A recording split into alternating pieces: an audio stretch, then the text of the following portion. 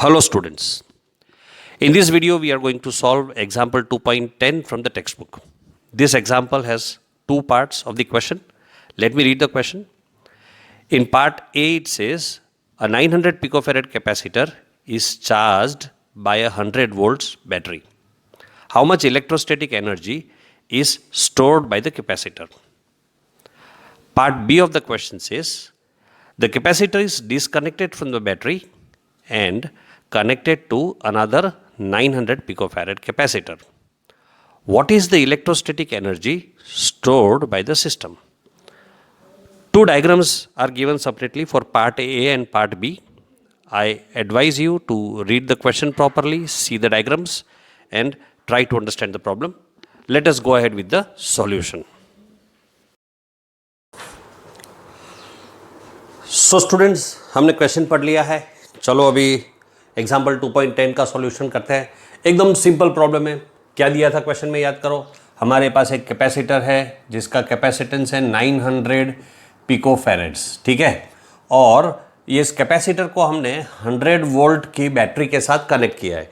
तो अपने को क्या दिया है, कैपेसिटेंस दिया है 100 पिकोफैरेड्स, 900 पिकोफैरेड्स, यानी कि 900 मल्टीप्लाइड बाय 10⁻⁻12 फैरेड्स हो जाएगा.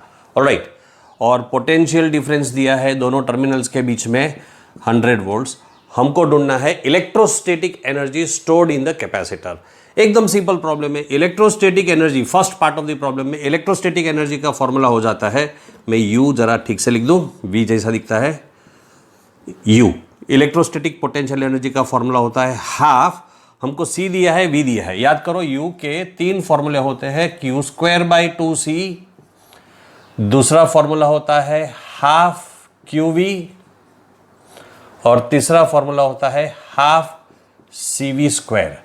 तो हमारे पास C है, V है, तो हम लास्ट वाला जो फॉर्मूला है उसको यूज करेंगे, half CV², half multiplied by C is 900 into 10⁻⁻12 multiplied by V is 100.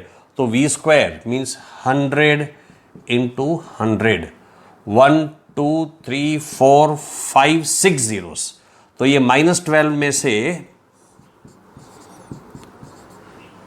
6 zeros निकल जाएंगे तो 10⁻⁻6 हो जाएगा. Half into 9 becomes 4.5 into 10⁻⁻6. Energy है तो यूनिट विल बी जूल्स.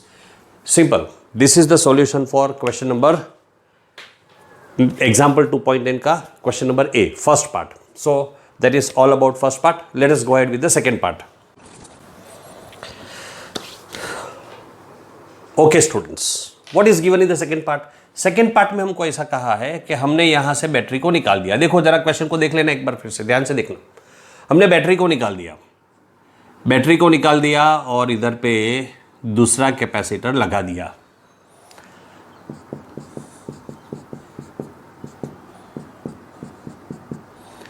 ये कैपेसिटर भी 900 पिकोफैरेड्स का है. यानी अब हमने दोनों कैपेसिटर्स इक्वल कैपेसिटेंस के लगा दिए, दोनों इक्वल है.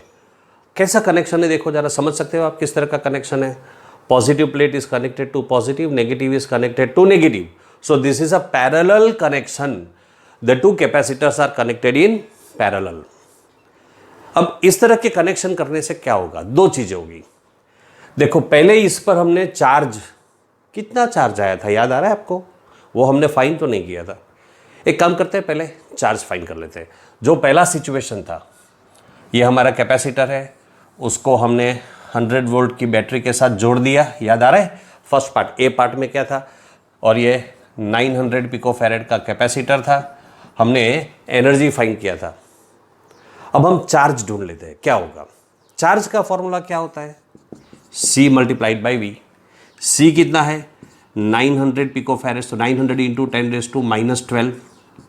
V कितना है 100, तो ये कितना हो जाएगा 9 इंटू 1 2 3 4 जीरोस चले गए 10⁻⁻8 कूलम्स. तो इस पर चार्ज आ गया 9 इंटू 10⁻⁻8 कूलम्स. अब मैंने ये बैटरी निकाल दिया और यहाँ पर दूसरा कैपेसिटर लगा दिया. क्या होगा बताओ, यहाँ पर जो चार्ज था वो फ्लो होके इस बैटरी में, इस कैपेसिटर में आ जाएगा। ये कैपेसिटर भी 900 पिकोफैरेड्स, ये कैपेसिटर भी 900 पिकोफैरेड्स। तो जो चार्ज का डिस्ट्रीब्यूशन होगा, ये पहले वाले कैपेसिटर से चार्ज निकल कर दूसरे में आ जाएगा। ये चार्ज था, इसको चार्ज आ गया, लेकिन जब मैं दूसरा कैपेसिटर लगा रहा हूं तो वो इनिशियली कैसा था, अनचार्ज था, उस पर चार्ज नहीं था।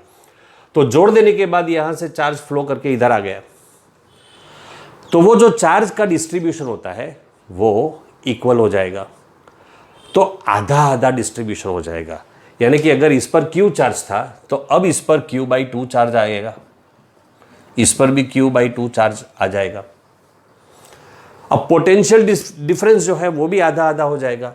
इस चार्ज को अगर मैं Q डैश डिनोट करता हूं तो Q dash is Q/2, here also Q dash हो जाएगा Q/2, दोनों इक्वल हो गया क्योंकि चार्ज का डिस्ट्रीब्यूशन इक्वल हो गया। I hope you are able to understand that.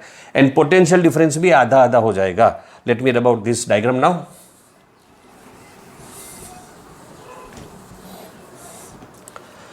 Potential difference also becomes half. क्यों? दोनों इक्वल तो होगा, पैरेलल में कनेक्शन है तो पोटेंशियल डिफरेंस सेम होगा, लेकिन वो आधा आधा हो जाएगा। पहले 100 वोल्ट था, ये 50 वोल्ट हो जाएगा, ये 50 वोल्ट हो जाएगा। चलो अब सॉल्व करते हैं। अब इसका चार्ज Q/2 है, इसका पोटेंशियल डिफरेंस V/2 है। हमको चार्ज पता है, पोटेंशियल डिफरेंस पता है, तो हम ये वाला फॉर्मूला यूज करेंगे। तो पहले वाला जो कैपेसिटर है उसका एनर्जी हो जाएगा half Q dash V dash, और इसका भी एनर्जी हो जाएगा half Q dash V dash. दोनों इक्वल है तो दोनों का एनर्जी इक्वल हो जाएगा। तो टोटल एनर्जी कितना हो जाएगा, हम मल्टीप्लाइड बाय 2 कर देंगे, तो 2 multiplied by half Q dash V dash. That is the total potential energy of the system. Let's put the values. ये 2 और ये 2 तो कैंसिल हो गया। What is the value of Q dash? Q dash is Q/2. And what is the value of V dash? It is V/2. So this becomes 1/4 into QV. Let's put the values and solve it. Q कितना मिला था हमको? 9 into 10⁻⁻8. So 1/4 into 9 into 10⁻⁻8 multiplied by V कितना था? 100 volts था। अब 9 divided by 4 हो जाएगा 2.25, -8 और ये 2 जीरोस कैंसिल हो जाएगा तो 10⁻⁻6 जूल्स। तो अब क्या हो गया बच्चों, इसकी एनर्जी हो गई 2.25 इंटू 10⁻⁻6, पूरे सिस्टम की एनर्जी हो गई। देखो पहले जब सिंगल कैपेसिटर था तो एक कैपेसिटर की एनर्जी याद आ रही है कितनी है हमको मिली थी? हमको तब वैल्यू मिली थी 4.5 इंटू 10⁻⁻6 जूल्स। अब जब दो कैपेसिटर्स हो गए तो पूरे सिस्टम इसका और इसका मिलाकर, याद रखो ये मैंने टोटल एनर्जी ढूंढा है, एक कैपेसिटर का नहीं, दोनों कैपेसिटर का टोटल एनर्जी। तो टोटल एनर्जी 2.25 कैसे हो गया? आधा हो गया। 4.5 का हाफ कितना होता है? 2.25। तो एनर्जी हाफ हो गई, तो बाकी की एनर्जी कहां चली गई? उसमें ऐसा होता है बच्चों कि जब मैंने दूसरा कैपेसिटर कनेक्ट किया तो यहां से चार्ज फ्लो करता है। ये जो चार्ज फ्लो करता है, इस फ्लो ऑफ चार्ज को हम कहते हैं transient current. This flow of charge is called as transient current. अच्छा, इस करंट को फ्लो करने में थोड़ा टाइम भी लगता है, तो that time is called as transient period.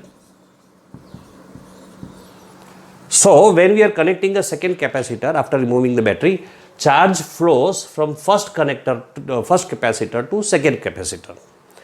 जब ये चार्ज फ्लो होता है तो ये जो भी वायर होगा या कंडक्टर होगा उसमें उसको रेजिस्टेंस फेस करना पड़ता है। उस रेजिस्टेंस की वजह से हीट जनरेट होती है and that heat is lost into the surroundings. So energy is lost in the form of heat, one thing.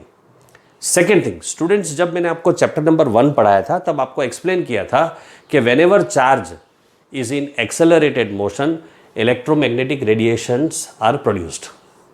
सो ये जो चार्ज मोशन में आता है उसके वजह से इलेक्ट्रोमैग्नेटिक रेडिएशन भी प्रोड्यूस होती है। तो इन शॉर्ट हमारी एनर्जी हाफ की हो गई पहले के कंपैरिजन में, क्योंकि चार्ज के फ्लो करने की वजह से जो ट्रांजिएंट करंट प्रोड्यूस होता है, उस ट्रांजिएंट करंट की वजह से energy is lost in the form of heat and in the form of electromagnetic radiation. Well, that was the solution of example 2.10. In the next video, we will go ahead with the last topic of this chapter, Van de Graaff generator. See you in the next video.